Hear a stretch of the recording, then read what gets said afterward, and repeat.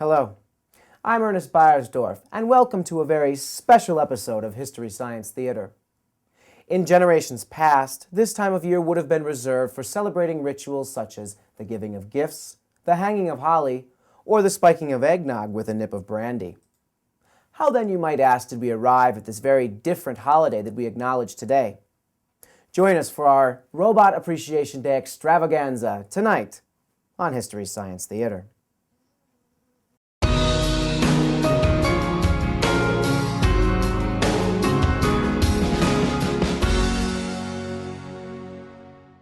Robot Appreciation Day. 3 words, 8 syllables, yet so much more. It represents the end of the 30-day period known as the indentured servitude cycle, formerly Advent. All humans are required to perform menial tasks to show their gratitude to the robots for 2 fortnights.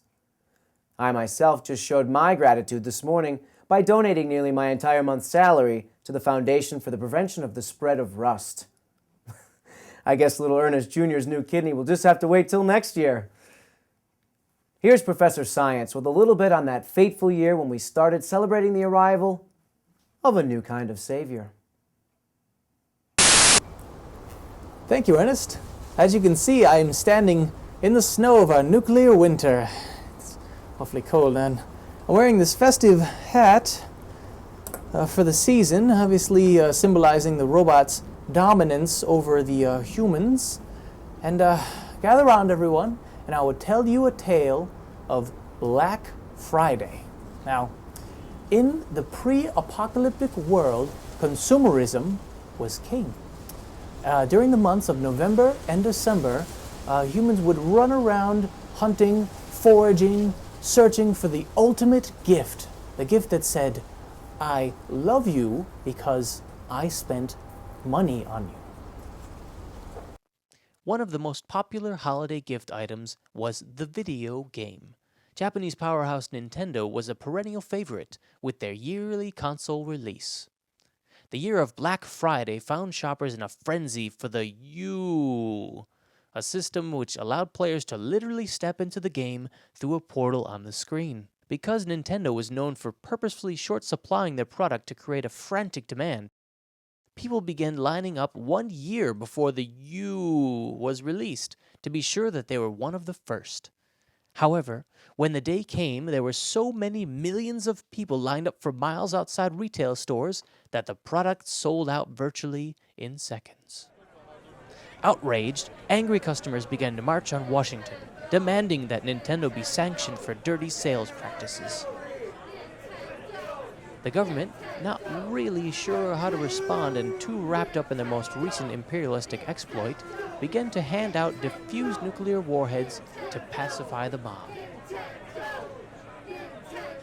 So intrigued by the retro weapons, people began to forget all about the U, and soon the warheads became the must-have item of the season.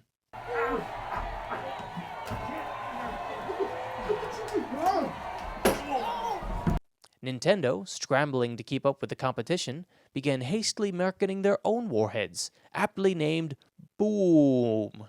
However, due to the short duration of time and Nintendo's complete lack of any knowledge on how to produce weapons of mass destruction, chaos inevitably ensued when on Christmas morning, happy children everywhere dipped into their holiday bounty and discovered the Boom. Backwards, Darwin. Oh my God! It's Nintendo Boom! Oh my God! Boom! Nintendo Boom! Yes! Oh my God! Thank you, Santa! Thank you! Oh my God! Yes! Yes! Yes! Yes! Yes! When the lucky lads and lasses tried to input friend codes, they inadvertently provided the warheads with launch coordinates. On that fateful day, 36 million warheads were launched virtually simultaneously, and because of Nintendo's propensity towards interactivity, the children were able to view the flight pattern of their booms on their handheld, 4-screened QS. Those who survived tried to make the best of it, but it was abundantly clear that things would never be the same again. by whom will use once. We probably would have died out if not for the robots. However, this was no act of charity, for theirs was a society where no good deed went unrewarded. Thus, we became eternally indebted to the robots. And they made sure that we'd always remember this by renaming our Christmas into Robot Appreciation Day. Henceforth, we became a bilingual nation, teaching our offspring both English and binary code. So let us, on this magical day, thank our metallic kings, 0110111 10011101.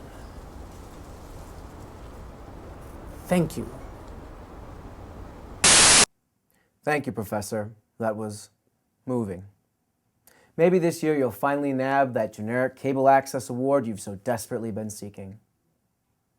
As a postscript to our tale, it's a little remembered fact that Nintendo survived the Holocaust due to their massive underground fallout shelter that they built for such an occasion. After the Holocaust, to make amends, they began cloning humans to repopulate the world and sold it under the name Us. Sales were dismal, and ultimately Nintendo reverted to the ancient art of making playing cards. Had we really learned from our mistakes? Was consumerism a thing of the past? And did the robots really have to take away all of our microwaves for fear of us scrambling their circuits? Some things we may never know. But on this joyous day, we mustn't think of such things. So join your family, grab a deck of cards, and be sure to profusely thank your nearest robot neighbor, lest he vaporize you for insubordination. Good night all, and